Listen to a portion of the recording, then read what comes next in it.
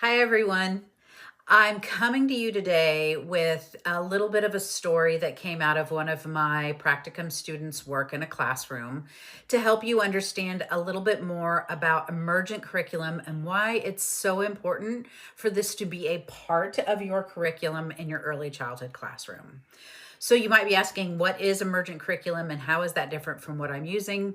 Emergent curriculum is something you may be using in your own classroom right now. Maybe not all of the time, but I'm sure some of the times you are using the components of an emergent curriculum.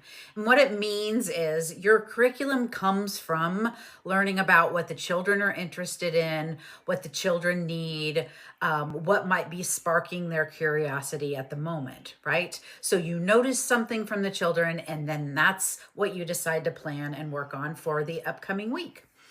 So the reason why this is so important is because children will tell us what it is their brain is really ready to absorb right now. If you've ever seen a child who has learned this new skill and they're just in the classroom pulling this same toy off the shelf every day and doing that same puzzle over and over and over again, it's because their brain is really seeking to absorb that knowledge right now.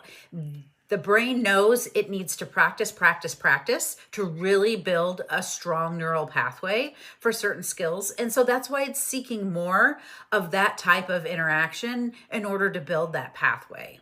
And so that's why it's so important for us to pick up on those skills that are so important for children to learn, but also that are interesting them at the moment, because they're going to help us know what it is we should be working on and working towards in our classroom. So here's how this story goes. I had a student who was planning an art experience, and this was an art collage experience where she had lots of things available for the children to glue onto paper in any way that they wanted to help them learn about creating collages and how that is a part of artistic expression in the early childhood classroom. And she noticed that there was a child who was just taking the paper and covering it with glue, right? Just covering it and like sticking their fingers on it, figuring out how it was sticky. Just really exploring this concept of glue. And so in her lesson plan, when she was doing her reflection, she noted that, so I gently guided the student and reminded them that there were things that they could stick onto the glue to make their collage. And so the child went ahead with gluing on there. But I was like, oh, let's stop and pause just a moment.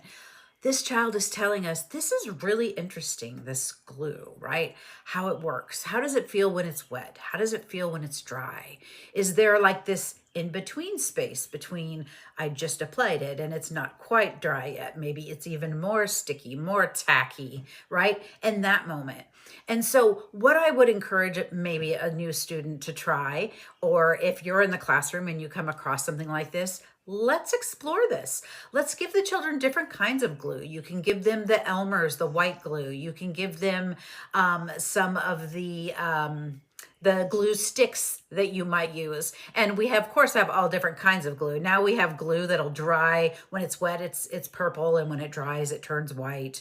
Or you'll have glue that has sparkles in it or different colors. So there's all different kinds of glue we can experiment with. But then you could also, with, of course, adult supervision, try out some hot glue. Does that stick better? We could try tape as a different sticky element.